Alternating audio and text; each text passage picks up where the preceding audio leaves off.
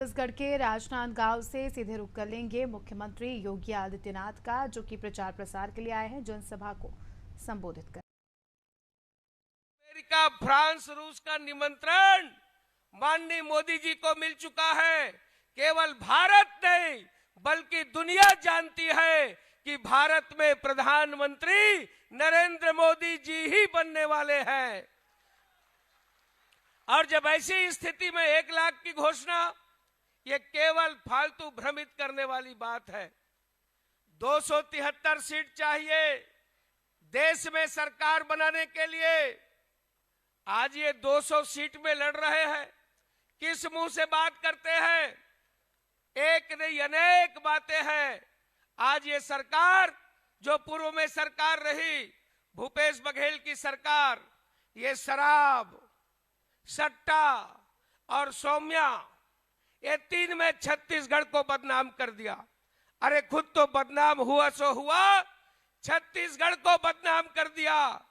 क्या आप लोग चाहते हैं कि ये सट्टा वाला व्यक्ति भूपेश बघेल राजनांदगांव से चुनाव जीते? क्या आप चाहते हैं कि जो महादेव का भगवान शंकर को बदनाम किया, शंकर जी के नाम से सट्टा चलवाया, क्या ये चुनाव जीते?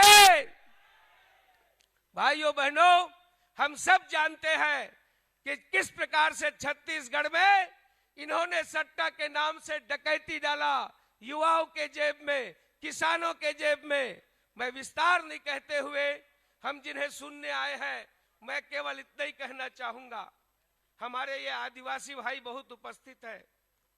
एक अरविंद मंडावी था, वो जिला चिकित्सा अधिकारी राजनांदगांव में था।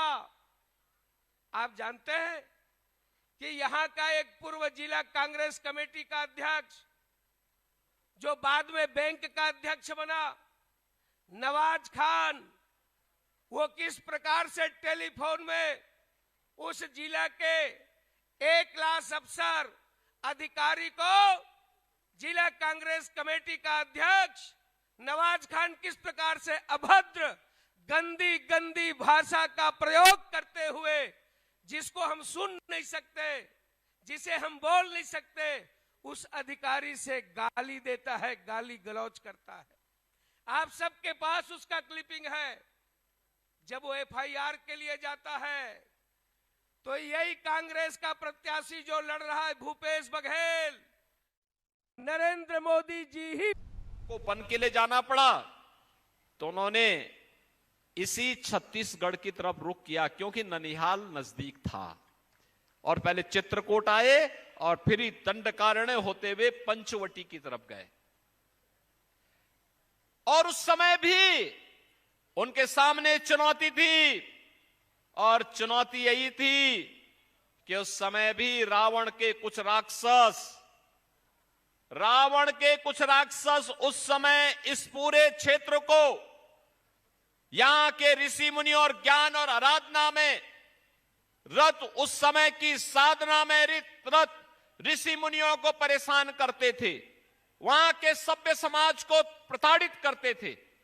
उनकी सुरक्षा का दायित्व उस कालखंड में हजारों वर्ष पहले प्रभु राम ने अपने कंधे में ली थी कि नहीं, निस्सरहीन करो मही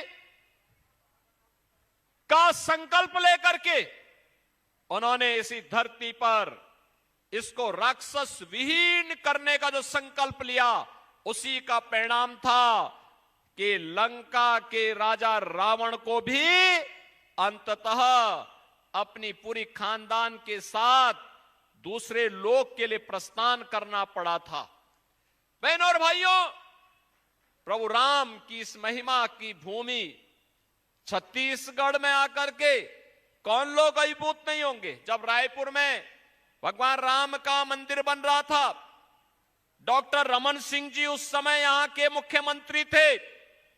उस समय उन्होंने कहा था, मंदिर बनाते समय कहा कि अयोध्या में अभी नहीं बन पाया, लेकिन हम पहले छत्तीसगढ़ में बना रहे हैं भगवान राम का मंदिर। तो मैंने कहा, पहले तो ननिहाल में ही बालक आता है, जब अयोध्या पे छत्तीसगढ़ में रामलला आ जाएंगे तो अयोध्या में भी अब मंदिर बनने से कोई रोक नहीं पाएगा। बहनों और भाइयों, अगर अयोध्या में रामलला का प्रकटीकरण हुआ है, फिर से रामलला 500 वर्षों का इंतजार समाप्त करते हुए आए हैं, तो यह मोदी जी के कारण, प्रधानमंत्री मोदी जी के कारण। कांग्रेस के लोग तो क्या कहते थे? कहते थे राम हुए ही नहीं। कांग्रेस के लोग क्या कहते थे? राम हुए ही नहीं। जब राम हुए ही नहीं तो गांधी जी क्या कहते थे? हे राम, अंत में उन्होंने कहा था रघुपति राघव राजा राम। गांधी जी के नाम पे जिन लोगों ने जीवन भर सत्ता की, सत्ता आती आई, वे लोग राम के अस्तित्व पर प्रश्न खड़ा कर रहे हैं। बहनों और भाइयों, ये केवल राम के अस्तित्व पर प्रश्न खड़ा करने की कुप्रवृत्ति नहीं, यह भारत के अस्तित्व पर प्रश्न खड़ा करने का कांग्रेस का कुत्सित चेष्टा थी। और यही कारण था कांग्रेस ने छत्तीसगढ़ को जब अवसर मिला, पूरी तरह लूटने का कोई अवसर वे लोग चूके नहीं, कोई अवसर चूके नहीं।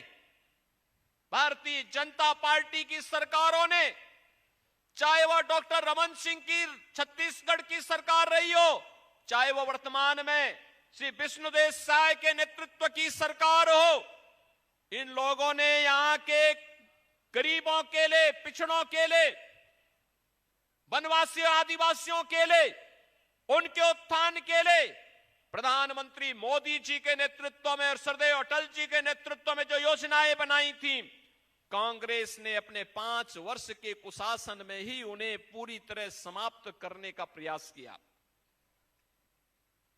पूरी तरह समाप्त करने का प्रयास किया। और मुझे तो बताया गया कि इस प्रतिष्ठित सीट पर कांग्रेस ने यहां के पूर्व मुख्यमंत्री को, श्री भूपेश बघेल को ही अपना प्रत्याशी बनाकर के उतारा है। यानी जिनके ऊपर पहले से ही शराब घोटाले का, कोयला घोटाले का, पब्लिक सर्विस कमीशन के घोटाले का, डीएमएफ घोटाले का, गोठान घोटाले का और महादेव ऐप के घोटाले का आरोप हो और एफआईआर भी लॉन्च हो चुकी हो, और व्यक्ति पूरी ठसक के साथ चुनाव लड़ने का दुस्साहस कर रहा है, इसका मतलब वह ये मान के चलता है कि हम कितना भी बड़ा अपराध करेंगे तो हम लोग समाज की आंखों में धूल झोंक करके सत्या त्याग लेंगे। अब नहीं होने वाला है। ये नया भारत है, नया भारत। नए भारत में घोटालेबाज नहीं चलेंगे, नहीं चलेंगे।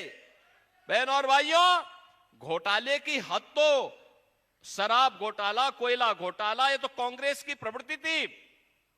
भूपेश बघेल जी ने तो अपने शासनकाल में गोबर का भी घोटाला कर डाला। आप सोचो, जिन गरीबों को खाद के लिए पैसा मिलना चाहिए था, यूरिया दुनिया के अंदर मिल रही है 3000 रुपए बोरे में, वही 300 रुपए में भारत के अंदर भारत की सरकार, मोदी सरकार दे रही है।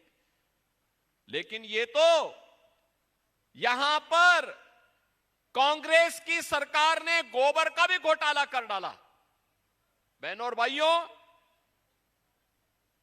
यहां पर मैं सोचता हूं कभी कभी गौ माता को भी तस्करों के हवाले कर दिया गया था, कसाईयों के हवाले कर दिया गया था। लब जिहाद की घटनाओं को पूरी तरह छूट दे दी गई थी। एक सामान्य भुवनेश्वर साहू के साथ किस प्रकार की घटनाएं घटित हुई थी, उसके पिता ईश्वर साहू, छत्तीसगढ़ की जनता का मैं अभिनंदन करूंगा कि उन्हें विधायक बना करके लोगों ने भुवनेश्वर साहू को सच्ची श्रद्धांजलि अर्पित की। क्योंकि भुवनेश्वर साहू की एक ही गलती थी, उसने लब जिहाद का विरोध किया था, कांग्रेस सरकार की तुष्टीकरण की नीति का विरोध किया था।